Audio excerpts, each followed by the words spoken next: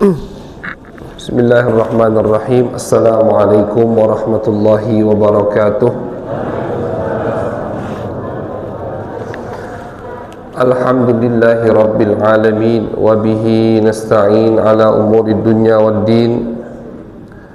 Wa sallallahu ala sayyidina Muhammadin khatamin nabiyyin wa ala alihi wa sahbihi ajma'in. Qala rabbi shrah li sadri wa yassir li amri wahlul 'uqdatam min lisani yafqahu qawli saddid lisani wahdi qalbi bijahin nabi wal ali was sahbi qalu subhanaka la ilma lana illa ma 'allamtana innaka antal alimul hakim.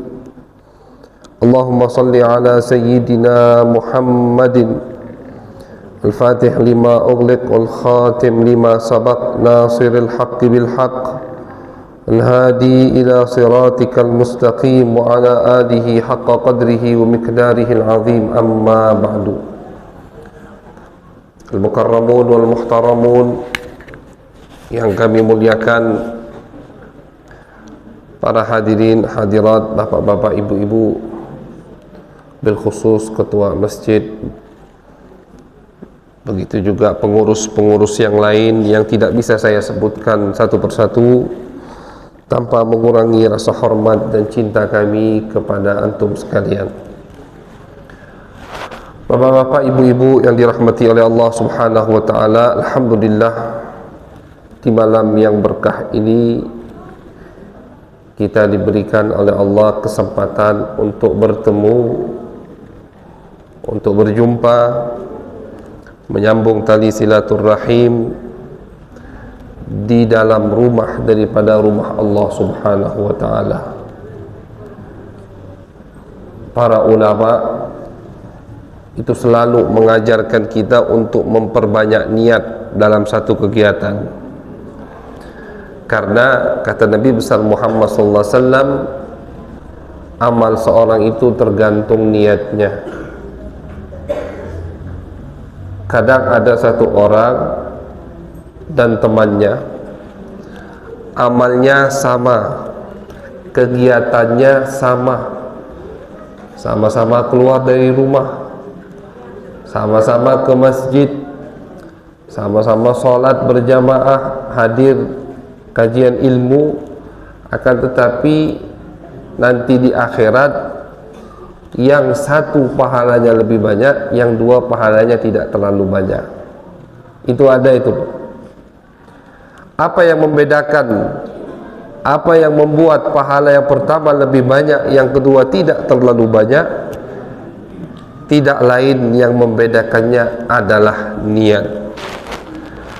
Kalau kita keluar dari rumah menuju masjid, niat ingin sholat berjamaah, niat ingin melaksanakan panggilan Allah Subhanahu wa taala, niat ingin menghidupkan daripada syiar-syiar Islam, niat menyambung tali silaturrahim, berkumpul dengan masyarakat setempat, maka semua yang kita niatkan akan dicatat ibadah oleh Allah Subhanahu wa taala. Jangan lupa juga yang kelima, niat iktikaf. Tiap ke masjid itu, bapak-bapak, ibu-ibu, niat iktikaf. Karena setiap detik duduknya kita di masjid, kalau kita niat iktikaf, dicatat pahala oleh Allah Subhanahu wa taala. Ini termasuk kelebihan umat Nabi besar Muhammad. Karena umat Nabi Muhammad itu umurnya terbatas, tidak panjang seperti umat-umat terdahulu. Kalau kaum Bani Israel ratusan tahun umurnya. Diriwayatkan Nabi Ibrahim itu sunat umurnya 200 tahun. 200 tahun baru sunat. Berarti berapa tahun hidupnya? Nabi Nuh diceritakan di Al-Quran, masa dakwahnya saja di tengah-tengah kaumnya, yang mana kaumnya tidak mau iman sebelum dikirim sama Allah azab, banjir, angin topan, itu 950 tahun. Itu masa dakwahnya 950 tahun. Berarti umur Nabi Nuh lebih dari 1000 tahun, pasti itu sudah. Ini dalam Al-Quran, bukan kita mengira-gira, bukan, dalam Al-Quran. Falabitha fi qaumihi alfasanatin illa khamsina amah, kata Allah. Nabi Nuh itu berdakwah di tengah-tengah kaumnya 1000 tahun dikurangi 50 tahun, berarti 950 tahun. Itu masa dakwanya, umurnya lebih dari 1000 tahun. Tapi umat Nabi besar Muhammad sallallahu alaihi wasallam hanya diberi waktu, kata Nabi, a'maru ummati baina sittin wa sab'in. Umur umatku ini, kata Nabi, kisaran 60-70 tahun. Jarang, bisa dihitung dengan jari. Yang sampai 80, 90, 100 tahun bisa dihitung dengan jari. Tidak banyak yang sampai melebihi 80 tahun. Rata-rata 60-70 tahun. Itu umur umat Nabi besar Muhammad sallallahu alaihi wasallam. Akan tetapi jangan sedih. Ya, mungkin kita kalau bandingkan dengan umur umat-umat terdahulu, mereka ibadahnya ratusan tahun. Kita sekarang serius ibadah itu umur lah tua, baru serius ibadah gitu. Uban lah tumbuh, kadang masih belum nak serius ibadah. Berarti berapa tahun keseriusan kita dalam ibadah kepada Allah Subhanahu wa ta'ala? Kalau dibandingkan dengan umat-umat terdahulu tidak ada apa-apanya. Tapi jangan takut, umat Nabi besar Muhammad sallallahu alaihi wasallam diberikan sama Allah kelebihan-kelebihan yang luar biasa, sehingga walaupun amal ibadahnya durasinya sedikit, pendek, tapi hasilnya ibadah dari pahala yang dia dapatkan dari ibadah tersebut melebihi umat-umat terdahulu. Termasuk tadi masalah niat. Kalau satu ibadah kita pasang 10 niat dalam ibadah tersebut, dihitung 10 ibadah sama Allah Subhanahu wa ta'ala. Diberikan kita Lailatul Qadar di bulan suci Ramadan. Ada namanya malam Lailatul Qadar, khairun min alfi syahr, lebih baik dari 1000 bulan, kata Allah Subhanahu wa ta'ala. Kalikan kalau kita puasa Ramadan setiap tahun, berapa tahun nututi bulan Ramadan? 40 tahun misalkan. Selama 40 tahun, 40 kali di bulan suci Ramadan kita mendapatkan malam Lailatul Qadar, dikalikan 40 kali 1000 bulan. Melebihi daripada umur umat-umat terdahulu. Itu yang diberikan oleh Allah untuk umat Nabi besar Muhammad sallallahu alaihi wasallam. Jadi kita harus pasang niat di setiap amaliyah kita, di setiap keseharian kita. Bahkan kata ulama, hal-hal yang mubah pun pasangkan niat untuk ibadah. Makan itu mubah. Mubah itu tidak dapat dosa, tidak dapat pahala. Minum mubah. Akan tetapi barang siapa yang makan, minum, niat biar hadirnya semangat, biar ibadahnya semangat, biar cari nafkah halalnya semangat, maka makan minumnya pun ditulis ibadah oleh Allah Subhanahu wa ta'ala. Kelebihan umat Nabi besar Muhammad sallallahu alaihi wasallam. Jadi sudah enak ibadah, makan itu enak, minum itu enak, maslahat untuk diri kita, memuaskan syahwat hawa nafsu kita, akan tetapi tetap ditulis ibadah oleh Allah Subhanahu wa ta'ala kalau kita pasang niat yang baik di dalam amaliyah tersebut. Jadi duduknya kita di sini, pasanglah niat yang banyak. Niat untuk berkumpul menghidupkan syiar daripada syiar Islam. Malam Isra Mi'raj, ma'asyarul hadirin wal hadirat, malam yang sangat mulia, bukan sembarangan malam. Peristiwa Isra Mi'raj itu mungkin kalau umat-umat yang lain pasti sudah dirayakan sama mereka. Yahudi itu 10 Asyura berpuasa, Ditanya sama Nabi, kenapa kalian berpuasa di tanggal 10 Muharram? 10 Muharram. Dijawab sama mereka, kami ya Rasulullah, kami wahai Muhammad. Mereka tidak manggilnya Rasulullah, Muhammad, tidak iman sama Nabi. Kami wahai Muhammad berpuasa di tanggal 10 Muharram, karena di hari tersebut, di tanggal tersebut Allah menyelamatkan Musa dan datuk-datuk kami yang bersama Nabi Musa alaihissalam. Maka kami berpuasa di tanggal tersebut menunjukkan rasa syukur kepada Allah subhanahu wa ta'ala. Padahal itu ribuan tahun sebelum mereka. Mereka berpuasa untuk menunjukkan rasa syukur kepada Allah. Karena apa? Karena di tanggal tersebut terjadi tragedi yang sangat luar biasa. Allah selamatkan Nabi Musa dan Allah menenggelamkan Fir'aun dan pasukannya. Mereka merayakannya. Jadi kalau umat Islam, umat Nabi besar Muhammad sallallahu alaihi wasallam tidak peduli dengan hari-hari besar Islam, tidak peduli dengan peristiwa-peristiwa yang luar biasa yang dialami, yang dilalui oleh Nabi besar Muhammad, cuek dia. Mau bulan Maulid, mau bulan Rajab, mau bulan Ramadan, cuek, tidak mau tahu, tidak peduli. Berarti kita harus introspeksi diri kita lagi. Kenapa kita lebih buruk dari Yahudi? Yahudi saja merayakan peristiwa yang terjadi pada Nabi mereka. Apa jawab Nabi Muhammad SAW? Nahnu ahaqqu bi Musa minkum. Kata Nabi, kami lebih berhak untuk berpuasa daripada kalian. Maka dari itu disunnahkan puasa Asyura 10 Muharram. Kata Nabi, kita lebih berhak. Jadi Nabi pun merayakan peristiwa yang sangat luar biasa, merayakan kejadian termasuk daripada tanda-tanda kekuasaan kebesaran Allah subhanahu wa ta'ala.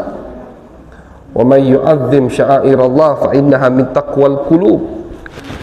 Yang mengagungkan syiar Allah. Syiar itu sesuatu yang berkaitan dengan Allah, itu syiar namanya. Maka itu termasuk takwa, kata Allah subhanahu wa ta'ala. Jadi alhamdulillah, tidak masalah penyambutannya kurang, tidak masalah. Jadi ketua masjid sama bapak yang lain tidak usah minta maaf, tidak masalah. Yang penting kita merayakan hari atau malam yang sangat mulia, yaitu Nabi Muhammad di Isra Mi'rajkan. Itu yang penting. Jangan sampai lewat Isra Mi'raj kita tidak merayakannya sama sekali. Buat apa ada masjid sebesar ini kalau kita tidak jadikan sarana untuk mengingatkan masyarakat dengan Nabi besar Muhammad sallallahu alaihi wasallam. Jadi yang cuek, yang tidak peduli dengan hari-hari besar yang dialami oleh Nabi, itu koreksi lagi imannya. Berarti masih belum takwa kepada Allah subhanahu wa ta'ala. Masih belum takwa itu. Walaupun dia rajin sholat, walaupun rajin baca Al-Quran, walaupun dia jauh dari maksiat, tapi tidak peduli dengan hari-hari yang berkaitan dengan Nabi, koreksi lagi amal ibadahnya. Berarti amal ibadahnya itu masih belum ikhlas untuk Allah subhanahu wa ta'ala. Karena tidaklah seseorang tulus ibadah kepada Allah, betul dekat dia kepada Allah, kecuali orang tersebut selalu memuliakan, selalu mengingat, selalu memperingati hari-hari besar yang berkaitan dengan Nabi besar Muhammad sallallahu alaihi wasallam. Tak usahlah yang berkaitan dengan Nabi. Hari yang berkaitan dengan bangsa kita, 17 Agustus harus dirayakan. Kenapa? Merdeka kita dari perbudakan. Harus dirayakan, wajib. Biar apa? Biar generasi ke depan tahu. Kalian harus tahu nikmatnya kemerdekaan. Kalian harus tahu nikmatnya tidak menjadi budak. Harus dirayakan. Itu hal yang berkaitan dengan bangsa kita. dengan hal duniawi, apalagi hal-hal yang berkaitan dengan Nabi kita, Nabi besar Muhammad sallallahu alaihi wasallam, lebih wajib dan lebih pantas untuk dimeriahkan, untuk diperingati, untuk diramaikan. Kumpulkan masyarakat, ajak teman-teman kita, saudara kita, sanak famili kita untuk berkumpul di masjid. Untuk apa? Bukan untuk makan-makan niat kita, bukan untuk pamer-pameran, bukan untuk bagi-bagi duit, bukan. Tapi kita di sini untuk Nabi besar Muhammad sallallahu alaihi wasallam, untuk memuliakan tanda daripada kebesaran Allah. Isra Mi'raj ini bapak-bapak, ibu-ibu, tanda kebesaran Allah. Maka dari itu Allah awali ayat Isra dengan subhanalladzi asra bi 'abdihi laila, pakai kalimat subhan. Kita kalau lihat sesuatu yang luar biasa mengatakan apa? Subhanallah, kan begitu tuh. Kalau kita lagi takjub, merasa heran dengan sesuatu yang luar biasa, kita katakan subhanallah, subhanallah. Ini Allah membuka ayat tersebut dengan kalimat subhan, maha suci Allah subhanahu wa ta'ala, agar kita paham bahwasannya Isra Mi'raj itu tanda daripada tanda kebesaran Allah subhanahu wa ta'ala. Bayangkan perjalanan dari Mekah ke Palestina itu kalau ditempuh dengan kendaraan biasa pada saat itu 1 bulan atau 40 hari. Pergi itu bukan PP. PP-nya 2 bulan atau hampir 3 bulan berarti. Dari Mekah ke Syam, Palestina, Baitul Maqdis 1 bulan atau 40 hari. Nabi besar Muhammad SAW dari Makkah ke Palestina, Baitul Maqdis, dari Baitul Maqdis ke atas, ke sampai di tempat yang tidak ada yang mengetahuinya kecuali Allah. Pulang lagi diriwayatkan tempat tidurnya masih hangat. Kita kalau habis berbaring di kasur atau duduk lama, habis itu tegak, panas masih kan, habis ditimpuk sama badan kita. Ini dalam riwayat disebutkan ketika Nabi pulang dari Isra, habis Isra itu perjalanan di malam hari dari Makkah ke Baitul Maqdis, itu Isra. Mi'raj dari Baitul Maqdis ke Baitul Ma'mur, ke atas, itu namanya Mi'raj. Nabi Isra Mi'raj turun lagi ke rumah, tempat tidurnya masih panas, masih hangat. Hitunglah berapa menit cuman. Kalau ini bukan dari tanda kebesaran Allah, terus tanda apa ini? Allah berikan mukjizat yang luar biasa untuk Nabi. Dan kita jangan heran, jangan ingkar. Kalau ada orang ingkar dengan kejadian Isra Mi'raj, berarti ingkar, ragu dengan kekuasaan Allah. Karena Allah mengatakan di ayat tersebut, subhanalladzi asra. Arti dari asra itu yang menjalankan hambanya. Jadi bukan saro, beda. Ini di dalam ilmu bahasa Arab. Kalau saro, maka perbuatan tersebut dinisbatkan kepada Nabi Muhammad.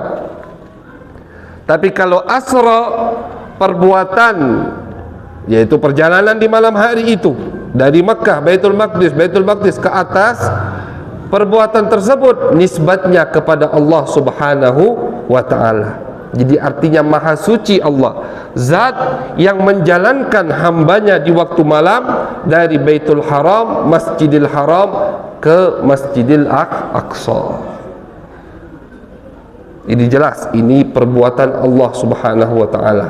Maka dari itu tidak ada yang mustahil bagi Allah, karena Allah innallaha ala kulli syai'in qadir. Allah mampu.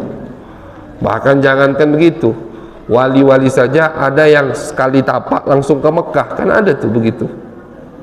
Para aulia, orang-orang yang dekat dengan Allah, diberikan sama Allah kelebihan, mereka kalau sekali tapak dari pagar alam misalkan langsung di Mekah. Tak perlu pesawat, tak perlu tiket, tak perlu macam-macam itu, tak perlu. Di Mekah, habis itu sekali nampak lagi langsung ke Baitul Maqdis. Ada yang begitu. Jangan ingkar, jangan merasa mustahil.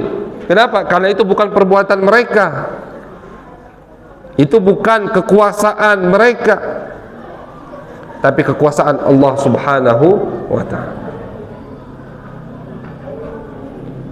Misalkan ada bapak-bapak mengatakan kepada kita, aku tadi siang ngajak anak aku yang masih bayi ke puncak sana, puncak pagar alam itu yang ada tulisan pagar alam. Itu kira-kira kita merasa heran atau tidak? Tidak. Dia bilang, bayiku ini yang baru lahir tadi kami jalan-jalan ke sana, tidak merasa heran. Tapi kalau misalkan bapak tadi mengatakan tadi bayiku jalan sendiri ke puncak pagar alam sana, itu baru kita heran. Mada bayi pacak jalan, mada bayi pacak gerak dewek sampai ke puncak sana. Persis kasusnya seperti itu. Kenapa kita harus heran dengan Isra Mi'raj? Kenapa kita harus heran dengan aulia, wali-wali yang dekat dengan Allah, yang Allah berikan setapak langsung ke Mekah, setapak langsung ke Baitul Maqdis? Kenapa? Karena itu bukan perbuatan mereka, perbuatan Allah Subhanahu wa ta'ala. Sebagaimana kita tidak heran dengan perkataan tadi bapak dari anak kecil, bayi yang mengatakan tadi aku membawa anakku ke atas sana. Tidak heran, karena itu bukan perbuatan si bayi anak kecil tadi, perbuatan bapaknya. Tapi kalau bapaknya mengatakan tadi anakku sendirian ke atas, itu baru miring bapaknya berarti. Kan begitu. Itu secara logikanya. Jadi Isra Mi'raj tanda dari tanda kebesaran Allah Subhanahu wa ta'ala. Yang tidak iman, koreksi imannya berarti. Maka dari itu ketika Nabi Isra Mi'raj, Nabi turun, Nabi menceritakan hal tersebut kepada umatnya yang ada di kota Mekah. Itu mereka geleng-geleng semua. Ada yang imannya masih lemah, kembali murtad, keluar dari agama Islam. Ada yang baru tertarik dengan Nabi, tidak jadi tertarik. Kenapa? Karena ini masalah iman. Harus yang percaya betul-betul imannya kuat kepada Allah Subhanahu wa ta'ala. Itu Abu Jahal, ketika Nabi menceritakan tentang Isra Mi'raj, kata Abu Jahal, wahai Muhammad, tunggu biar aku kumpulkan dulu semua orang. Kumpulkan sama Abu Jahal semua orang. Ayo Muhammad, ceritakan sekarang. Sengaja biar semua orang ini tidak percaya, tambah tidak percaya kepada Nabi. Nabi menceritakan karena ini termasuk wahyu dari Allah, wajib diceritakan. Diceritakan, semalam aku tidur, datang malaikat, datang membawa kendaraan. Kendaraannya seperti keledai atau seperti kuda, antara kuda dan keledai. Kendaraan itulah kendaraan yang ditunggangi oleh semua para utusan Allah. Kecepatannya sejauh mata memandang. Jadi satu langkahnya itu sejauh mata memandang. Aku ke Baitul Maqdis, kata Nabi, aku ikatkan kendaraan itu di tempat para Nabi juga mengikatkannya, parkirnya istilahnya. Salat di Baitul Maqdis dengan para Nabi-Nabi sebelum aku, dibangkitkan semua sama Allah. Ruh-ruh mereka datang semua, salat, Nabi jadi imam. Habis itu ke langit, 1, 2, 3, 4, 5, 6, 7. Balik lagi ke Mekah, sekarang aku menceritakannya kepada kalian. Itu orang geleng-geleng semua yang hadir. Muhammad ini gila, kata mereka. Muhammad majnun.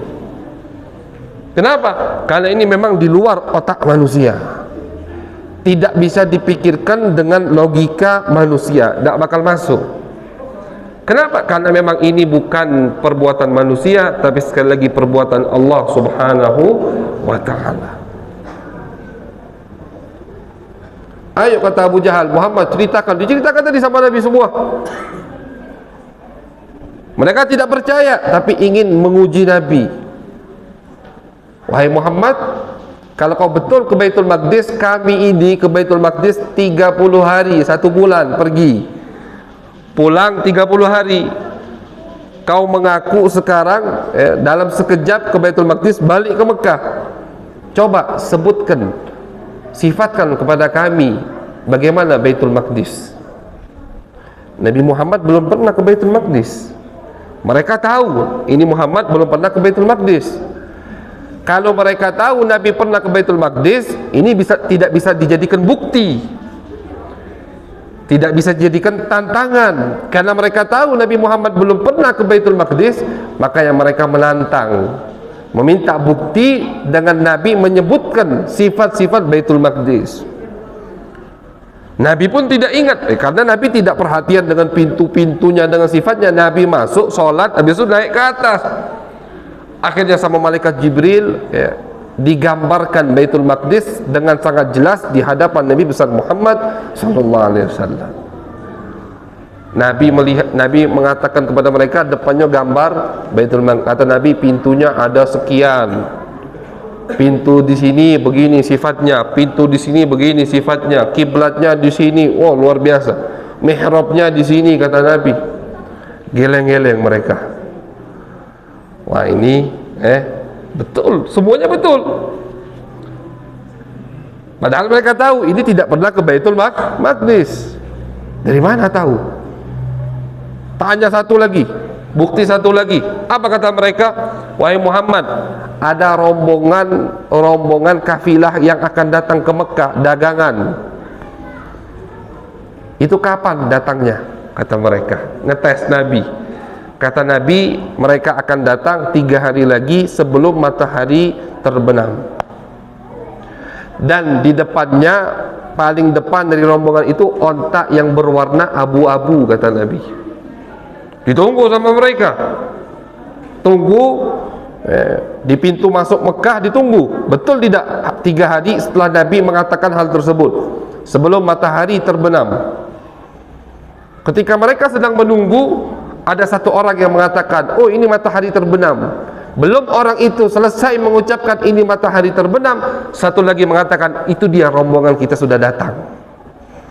Jadi tepat seperti apa yang dikatakan oleh Nabi besar Muhammad sallallahu alaihi wasallam. Dan yang di depannya betul-betul onta warna abu-abu. Karena Nabi ketika lewat melihat rombongan itu lagi jalan, di depannya onta warna abu-abu. Apakah mereka iman? Tidak. Karena memang iman itu taufik hidayat dari Allah subhanahu wa ta'ala. Apa kata mereka? Oh Muhammad ini sahirun mubin, penyahir yang hebat. Bukan mereka iman, bukan mengakui kenabiannya, tapi mereka malah mensifati Nabi dengan penyihir yang luar biasa. Penyihir, dukun Nabi ini, kata mereka. Padahal sudah bukti yang jelas. Jadi masalah keyakinan itu kadang sudah dikasih dalil, dikasih argumen, dikasih bukti yang luar biasa jelasnya, tapi tidak mau mengikutinya, masih tekak, bahasa Palembang, masih tidak mau nurut. Itu berarti memang hatinya ditutup sama Allah subhanahu wa ta'ala. Na'udzubillah min dzalik. Mereka itu dikasih bukti kurang kuat apa sama Allah kepada Nabi? Minta bulan dibelah, okey kata Nabi, dibelah bulan sama Nabi. Dan seluruh dunia yang malam waktunya sama zona waktunya dengan Mekah menyaksikan bulan terbelah. Apakah mereka iman? Tidak iman masih. Oh mata kami disihir sama Muhammad. Tapi lihat Sayyiduna Abu Bakar As-Siddiq, orang yang hatinya penuh dengan cinta iman kepada Nabi besar Muhammad sallallahu alaihi wasallam. Nabi selesai cerita Isra Mi'raj di depan Abu Jahal dan orang-orang kafir lain. Abu Jahal pergi ke rumah Abu Bakar As-Siddiq sengaja. Dikira Abu Jahal ini Abu Bakar Siddiq bakal murtad. Digedor rumah Abu Bakar sama Abu Jahal ini. Abu Jahal ini Fir'aunnya umat kita, itu Abu Jahal. Jadi setiap umat Nabi ada Fir'aun. Fir'aun yang umat Nabi Muhammad itu Abu Jahal. Digedor rumah Sayyidina Abu Bakar Siddiq, dibuka sama Sayyidina, ada apa? Kata Abu Jahal, lihat tuh kawan kau, tambah tidak waras, begitu bahasanya. Kenapa? Kata Abu Bakar. Dia cerita, katanya semalam diceritakan ke Baitul Maqdis, terus ke atas, balik lagi, subuh sudah di kita, sedangkan kita 2 bulan PP ke Baitul Maqdis. Kata Sayyidina Abu Bakar, awaqala dalik, betul dia yang mengatakannya? Iya betul. Dikira Sayyidina Abu Bakar bakal murtad. Kata Sayyidina Abu Bakar, kalau begitu betul itu kejadian memang terjadi. Kata Sayyidina, selagi yang mengatakannya Muhammad, keluar dari mulut Muhammad, itu betul terjadi. Kata Sayyidina Abu Bakar, yang aku imani pada Muhammad, yang aku percayai lebih dari itu. Aku percaya dia menerima kabar wahyu dari langit. Kalau Isra Mi'raj tidak sampai seperti wahyu dari langit. Artinya Nabi itu tiap hari dapat kiriman dari langit. Ada hubungan kontak langsung dari langit. Itu aku percaya. Masa cuma cerita Isra Mi'raj aku tidak percaya? Maka dari itu beliau dijuluki dari saat itu As-Siddiq. Julukannya As-Siddiq. Abu Bakar As-Siddiq. Apa As-Siddiq? Orang yang sangat percaya, yang kuat imannya kepada siapa? Kepada Nabi besar Muhammad sallallahu alaihi wasallam. Ini penting, kepercayaan, kekuatan iman, keyakinan baik terhadap Nabi atau terhadap para ulama, terhadap para aulia, terhadap para guru. Keyakinan dalam hati itu penting. Keyakinan dalam hati itu melebihi amal ibadah zahir yang lain. Kata Nabi ketika memuji Sayyidina Abu Bakar As-Siddiq, kata Nabi, Abu Bakar ini melebihi kalian semua wahai sahabatku, bukan karena banyak solatnya, solat sunnah, bukan karena banyak baca Al-Quran, banyak sodakoh, banyak infak, bukan. Walaupun dia banyak sodakoh, banyak baca Al-Quran, bukan karena itu semua dia melebihi kalian. Karena apa? Kata Rasulullah, karena sesuatu yang mantap di dalam hatinya. Karena itu dia melebihi kalian semua. Iman Sayyiduna Abu Bakar As-Siddiq, keyakinan yang sangat luar biasa. Selagi Nabi yang mengatakan aku iman, kata Abu Bakar As-Siddiq radhiyallahu ta'ala. Jadi peristiwa yang sangat luar biasa, kejadian Isra Mi'raj. Oh, peristiwa ini Habib cuma untuk Nabi? Tidak. Peristiwa ini hadiahnya, manfaatnya juga untuk kita umat Nabi besar Muhammad sallallahu alaihi wasallam. Kenapa Nabi di Isra Mi'rajkan? Itu tema kita di Langgar Tengah semalam. Karena Allah ingin menghibur Nabi. Nabi lagi sedih. Allah ingin memuliakan Nabi. Allah ingin menunjukkan tingginya kedudukan Nabi besar Muhammad sallallahu alaihi wasallam. Dikirim utusan tanpa ada janji, istilahnya ngejut-ngejut, langsung dipanggil sama Allah Subhanahu wa ta'ala. Termasuk juga karena ada satu ibadah yang ingin diwajibkan oleh Allah Subhanahu wa ta'ala. Ibadah itu hadiah buat kita.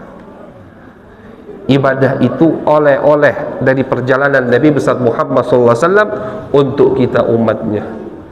Ibadah apa itu? Ibadah kewajiban salat 5 waktu. Jadi kalau kita tahu sejarah kapan diwajibkannya salat, itu kita tidak akan meninggalkan salat. Kenapa? Karena kata ulama, diwajibkan semua ibadat untuk umat Nabi Muhammad di dunia kecuali satu, salat. Di mana diwajibkannya? Di atas sana.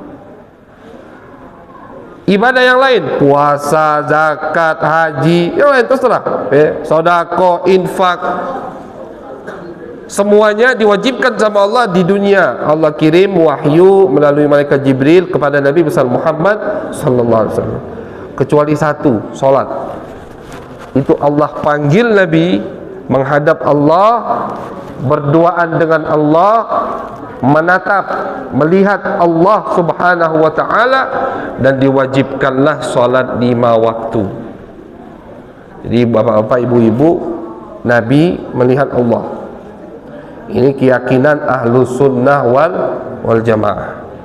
tidak ada di dunia ini yang bisa melihat Allah, diizinkan sama Allah untuk melihatnya dengan mata kepalanya, kecuali Nabi kita, Nabi besar Muhammad sallallahu alaihi wasallam. Bahkan Nabi Musa pun tidak diizinkan sama Allah. Nabi Musa ketika meminta kepada Allah, Nabi Musa itu kan dipanggil munajat sama Allah, munajat. Coba kita bandingkan undangan Allah untuk Nabi Musa dan undangan Allah untuk Nabi Muhammad. Undangan Allah untuk Nabi Musa pakai janji. Wa wa'adna Musa, kami beri janji kepada Musa, arba'ina lailah, 40 hari, 40 malam sebelum itu sudah kami janjikan. Wahai Musa, di ayat yang lain Allah sebutkan pertama 30 malam. 30 malam lagi kita akan bermunajat. Nabi Musa akan mendengar kalamullah al-haqiqi, pakai janji. Di langit, tidak di dunia.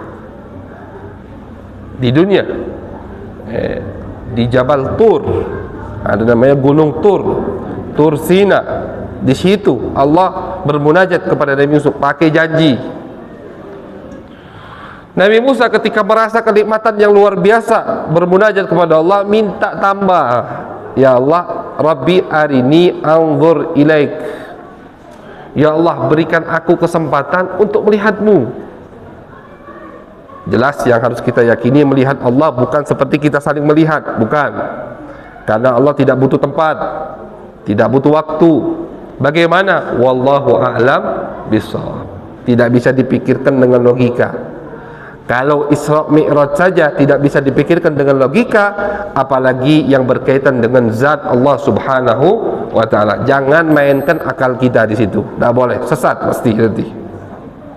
Jangan dimainkan akal kita. Yang dimainkan iman kita kepada Allah Subhanahu wa taala. Tidak diberikan izin sama Allah. Wahai Musa, coba gunung dulu, kata Allah.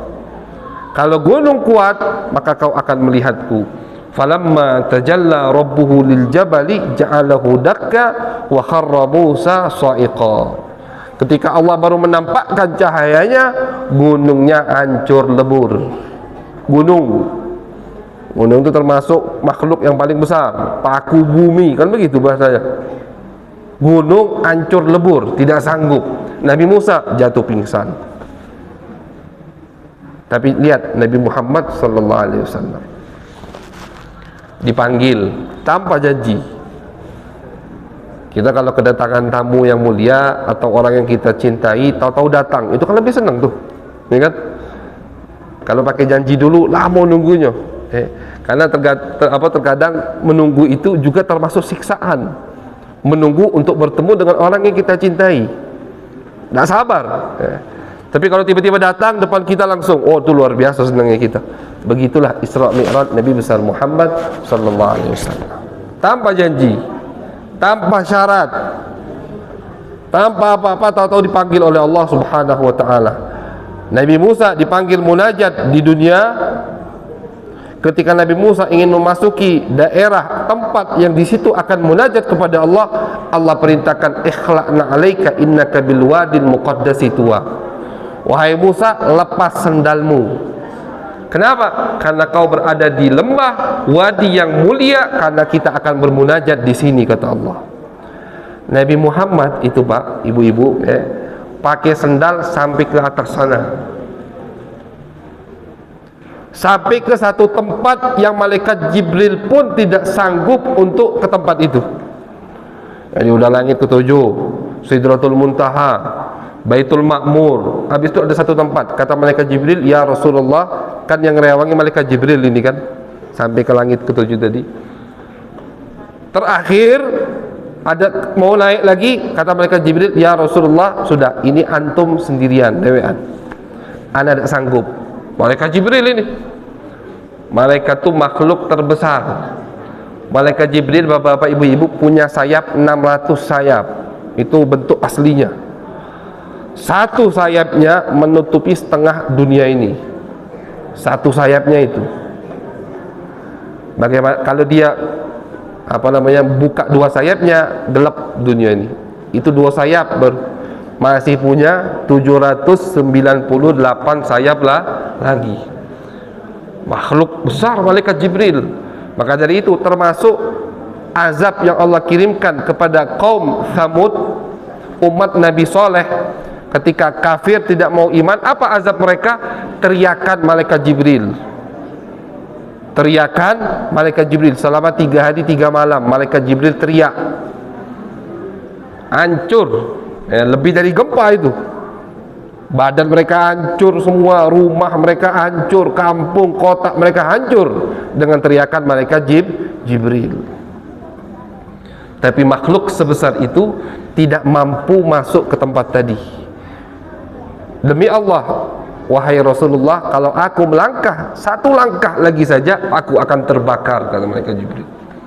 Aku akan terbakar. Nabi maju sendirian menggunakan sendalnya. Makanya ya, ada satu ulama yang bernama Syekh Sayyid Yusuf bin Ismail An-Nabhani.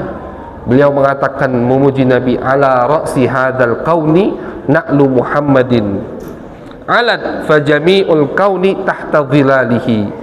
Kata beliau, di atas makhluk semua yang diciptakan oleh Allah ini pernah ada sendal Nabi besar Muhammad sallallahu alaihi wasallam. Sendal Nabi ini di atas kita semua. Jadi kata ulama, tidak apa-apa kalau kita pakai peci. Sekarang ada peci yang ukirannya di atas terompa Nabi besar Muhammad sallallahu alaihi wasallam, sendal terompa Nabi. Kenapa? Karena memang betul sendal Nabi ada di atas kepala kita, di atas kepala bapak kita, di atas kepala semua makhluk yang Allah ciptakan ketika Mi'raj dipanggil sama Allah Subhanahu wa ta'ala.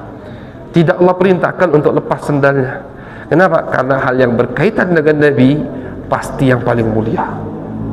Semua yang berkaitan dengan Nabi, agama, syariat, sunnah, perbuatan berkaitan dengan Nabi, itu hal yang paling mulia.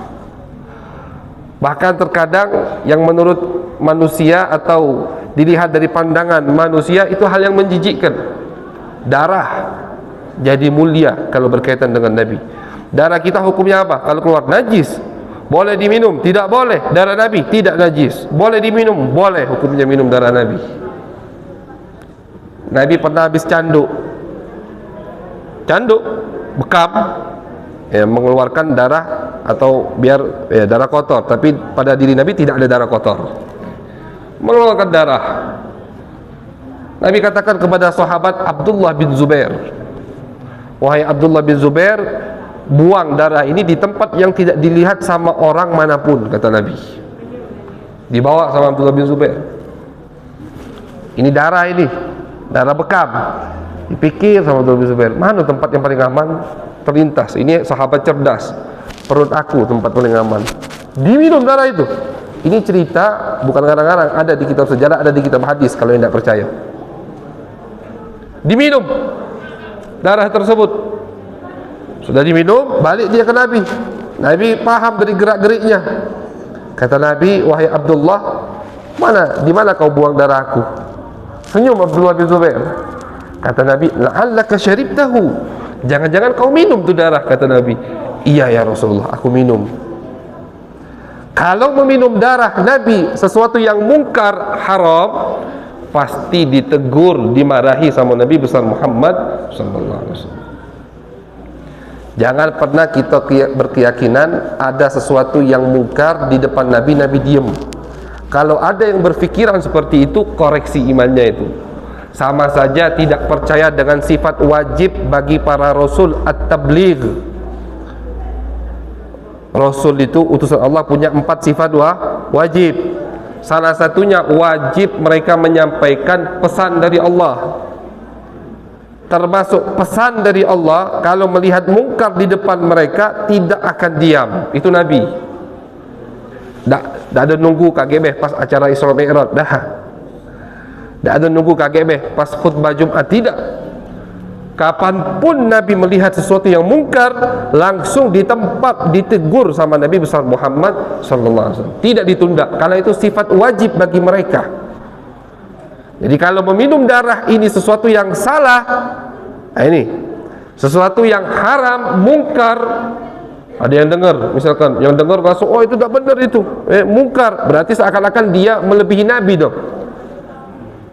Seakan-akan dia ingkar sama sifat tabligh Nabi besar Muhammad sallallahu alaihi wasallam. Itu Abdullah sahabat tadi bukan dimarahi sama Nabi, bahkan didoai sama Nabi besar Muhammad sallallahu alaihi wasallam. Apa kata Nabi? Oh ya Abdullah, kau bakal jadi orang yang sangat berbahaya. Maksudnya karena di dalam dirimu ada darahku, kata Nabi besar Muhammad sallallahu alaihi wasallam. Tidak sembarangan, artinya orang yang membencimu celaka. Jadi orang bahaya. Orang yang membencimu akan celaka. Kenapa celaka? Karena di dalam dirimu ada mengalir sudah darahku, kata Nabi besar Muhammad sallallahu alaihi wasallam. Jadi darah, kalau kita tak boleh minum darah Habib, tak boleh, haram. Walaupun Habib, jangan. Darah kiai, darah ustaz diminum, jangan, haram. Kenapa? Karena memang darah haram hukumnya, najis. Minum sesuatu yang najis haram, tak boleh. Arak najis, tak boleh diminum, begitu, haram. Tapi kalau darah Nabi Muhammad tidak najis, suci. Kenapa? Karena berkaitannya dengan Nabi kita, Nabi besar Muhammad sallallahu alaihi wasallam. Jadi sendal, beda sendal Nabi dan sendal Nabi Musa. Sendal Nabi Musa di dunia Allah suruh lepas. Sendal Nabi Muhammad sampai ke atas sana, ke tempat yang tidak pernah diinjak oleh makhluk selain Nabi Muhammad, tidak Allah lepas. Dan Nabi Muhammad melihat Allah subhanahu wa ta'ala. Harus diyakini, termasuk keyakinan ahlu sunnah wal jamaah, harus yakin Nabi melihat Allah di dunia ini dengan mata kepalanya, bukan di alam mimpi. Kalau mimpi semua bisa, yang hatinya bersih, suci, bisa mimpi ketemu Allah. Bagaimana caranya? Wallahu a'lam bishawab. Itu tergantung diri kita masing-masing.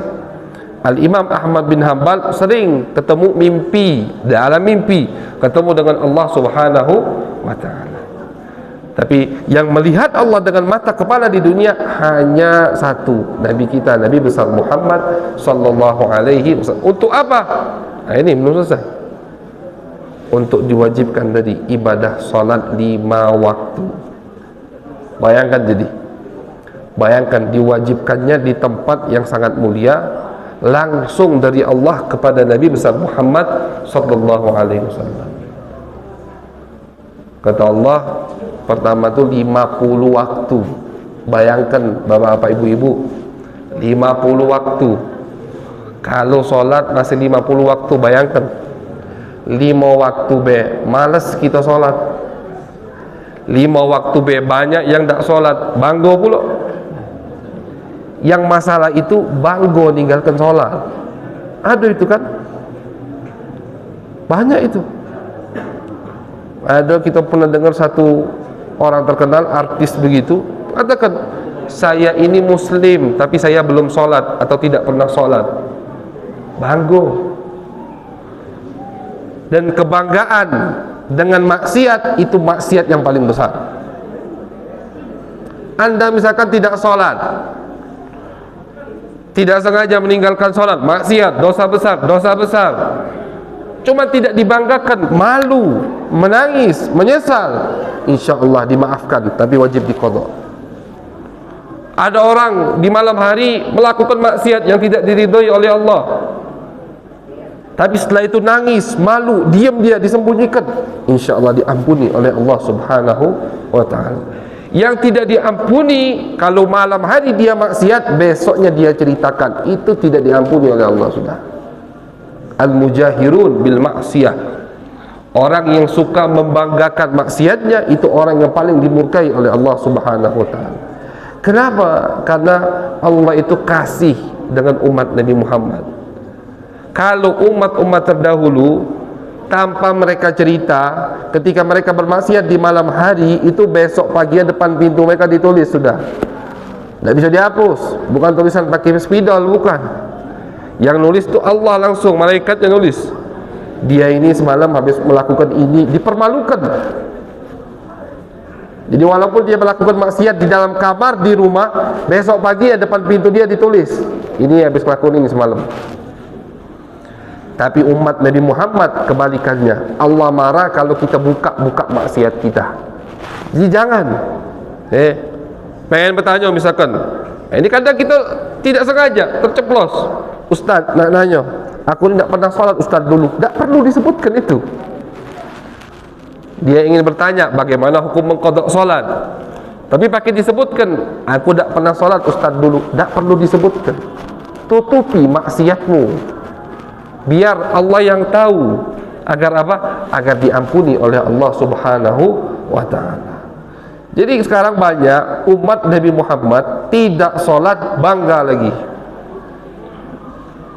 ninggalkan sholat, tapi biasa hidupnya. Bangun pagi jam 7, tidak ada kegelisahan di hatinya.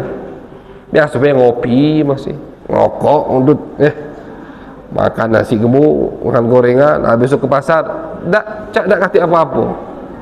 Padahal habis meninggalkan sholat subuh. Kewajiban sholat diwajibkan di atas sama Allah. Dari 50 waktu dijadikan 5 waktu. Pahalanya pahala 50 waktu kata Allah, tidak dikurangi. Pahalanya pahala 50 waktu. Yang dikerjakan 5 waktu. Nabi Muhammad ketika mau turun dari Mi'raj atas berat, nak turun itu berat. Ngapa berat? Nikmat bermunajat kepada Allah, nikmat melihat Allah Subhanahu wa ta'ala. Apa kata Allah? Wahai Muhammad, jangan takut. Rasa yang kau rasakan sekarang ini, aj'aluha fi shalah, aku jadikan di dalam solat. Jadi kita bisa memetik atau bisa merasakan Mi'rajnya Nabi. Bagaimana? Di dalam ibadah solat kita bisa merasakan Mi'raj Nabi Muhammad sallallahu alaihi wasallam. Karena nikmat yang Nabi rasakan ketika bermunajat kepada Allah, kata Allah, jangan sedih wahai Muhammad, aku jadikan di dalam ibadah solat nikmat tersebut. Maka dari itu kata sahabat, Nabi kalau lagi galau atau lagi pusing banyak urusan dakwah, manggil Bilal, ya Bilal arihna bis salat. Bilal itu tukang azan Nabi. Ayo Bilal, kapan waktu salat? Hibur aku dengan solat, refreshing dengan solat. Itu refreshing Nabi besar Muhammad sallallahu alaihi wasallam.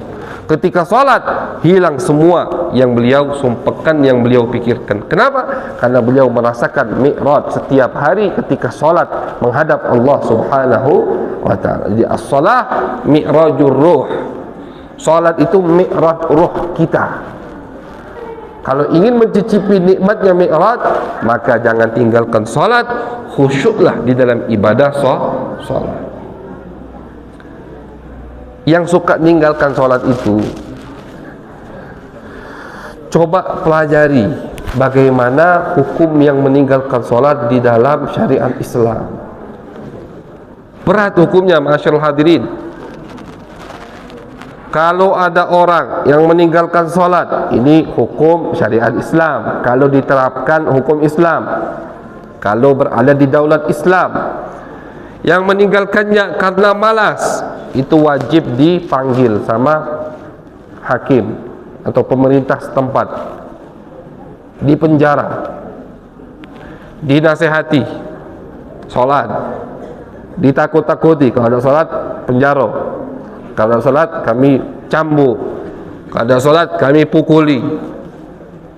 Ditanya, kenapa meninggalkan solat? Malas be misalkan. Terus dinasehati. Tidak mau solat, dihukum, dicambuk, dipenjara. Masih juga tidak mau solat setelah beberapa hari. Ada aturannya dalam kitab Islam. Tidak mau solat juga setelah beberapa hari, maka pemerintah, hakim, ini tugas hakim, bukan tugas kita.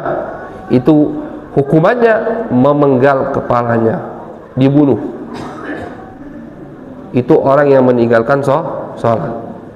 Tapi sekali lagi, bukan tugas ustadz, bukan tugas habib, bukan tugas ketua masjid, bukan. Itu tugas yang memegang hukum.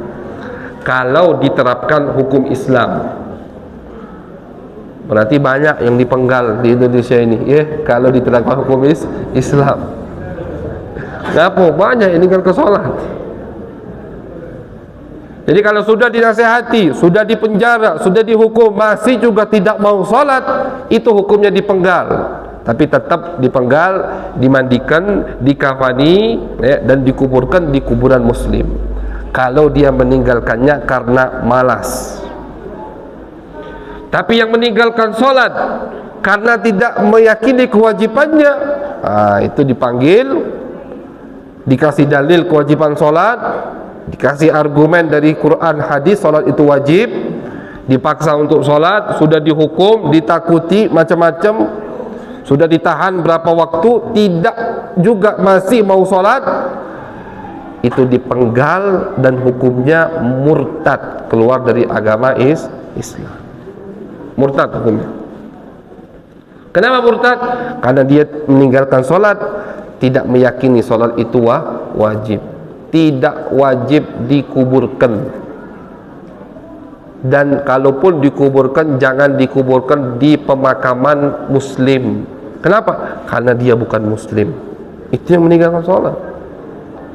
Jadi jangan main-main. Tadi heran dengan orang yang meninggalkan sholat tapi habis itu ngerasa macam kata apa dia habis meninggalkan sholat. Apa kata Nabi? Pertama kali amal yang dihisap kelak di hari kiamat oleh Allah, sholat. Kita ni Pak Bu, kalau lalainya kita di dunia ini, seakan-akan kita ni dak katik mati, itu dak katik. Seakan-akan kita ni hidup selama-lamanya. Lihat teman-teman kita, ada yang masih muda, udah meninggal. Dulu kawan CS, ngoceh, apa namanya kelakar, sekarang sudah dak katik, meninggal. Ada yang namanya kematian. Artinya ada hari kebangkitan, ada yaumul hisab, akan dihisab kita oleh Allah. Kata Nabi, orang yang dihisab saja itu sudah tersiksa.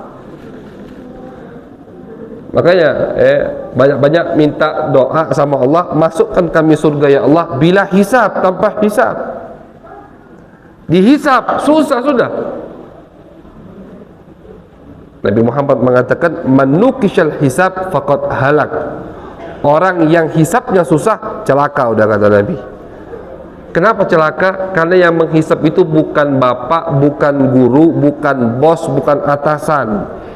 Yang menanyakan amaliyah kita selama hidup Allah langsung. Kata Nabi, laisa bainahu wa bainallahi tarjuman, tidak ada perantara antara hamba dan Allah, langsung. Jangankan kita, Nabi Isa alaihi salam, Nabi Isa ini 5 makhluk yang paling mulia, ulul azmi.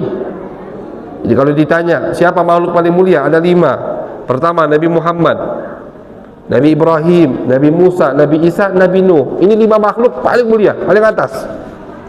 Itu Nabi Isa, karena Allah zat yang maha adil, Allah panggil Nabi Isa di pengadilan Allah. Allah panggil umat Nasrani yang menjadikan Nabi Musa Tuhan selain Allah subhanahu wa ta'ala. Allah tanya, ini padahal Allah kan tahu Nabi Isa tidak bersalah, Allah tahu. Cuma Allah ingin menegakkan keadilan, harus ada mahkamah. Allah panggil Nabi Isa. Dan sebelah sini umat Nasrani yang mentuhankan Nabi Isa.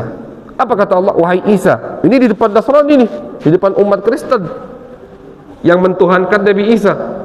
Wahai Isa, apakah betul kau mengatakan kepada mereka kau minta dijadikan Tuhan? Itu di Al-Quran diceritakan itu. Nabi Isa dalam beberapa riwayat gemeteran untuk menjawab. Kenapa gemeteran? Yang dihadapi Allah. Ini Nabi Isa nih yang diciptakan tanpa bapa, langsung dari ruh Allah, diciptakan tanpa bapa. Gemeteran ingin menjawab pertanyaan Allah subhanahu wa ta'ala. Padahal Nabi Isa jelas tidak bersalah. Nabi Isa tahu beliau tidak bersalah. Allah tahu, Allah maha tahu tidak bersalah Nabi Isa. Cuman masih gemeteran ingin menjawab pertanyaan Allah subhanahu wa ta'ala. Itu gentingnya hisab, masyaallah hadirin. Kata Nabi Isa, ya Allah, selama aku di muka bumi, aku tidak pernah memerintahkan mereka untuk menjadikan aku Tuhan. Setelah engkau mengangkat aku ya Allah, karena Nabi Isa itu diangkat sama Allah, masih hidup sampai sekarang. di langit kedua. Setelah engkau mengangkatku ya Allah, maka engkau lebih tahu kelakuan mereka. Itu pembelaan Nabi Isa. Diterima sama Allah, dan Nasrani diazab sama Allah Subhanahu wa ta'ala. Bagaimana kita? Itu cak mana kita kaget ngadep Allah Subhanahu wa ta'ala. Ditanya, yang pertama ditanya kata Nabi, solat. Kalau solatnya lolos, sudah kata Nabi, semuanya bakal lolos. Itu bisyarah, kabar gembira dari Nabi. Jadi salah yang tak galak solat rajin puasa, salah itu. Tak galak solat, tapi puasa kuat, zikir kuat, zikir semalaman, pegang tasbih. Oh, tasbihnya 1000, besar pula misalkan. Tapi setengah jam sebelum subuh tidur, bangunnya zuhur. Tak usahlah Pak kalau macam itu. Mendingan jam 10 tidur, jam 11 tidur, bangun sebelum subuh sedengat, solat witir, azan, solat 2 rakaat sebelum subuh, habis itu solat subuh. Itu lebih afdal daripada bangun semalaman zikir, subuhnya tinggal. Percuma, tidak diterima oleh Allah. Banyak infak, ada pembangunan masjid, infak, pembangunan pondok pesantren, rumah tahfidz, infak, tapi solat tak pernah, percuma, tidak akan diterima oleh Allah Subhanahu wa ta'ala. Nabi yang mengatakan, kata Nabi, pertama yang dihisab solat. Kalau solatnya lolos, solatnya bagus, solatnya jempol 2, maka semua ibadahnya kata Nabi akan bagus.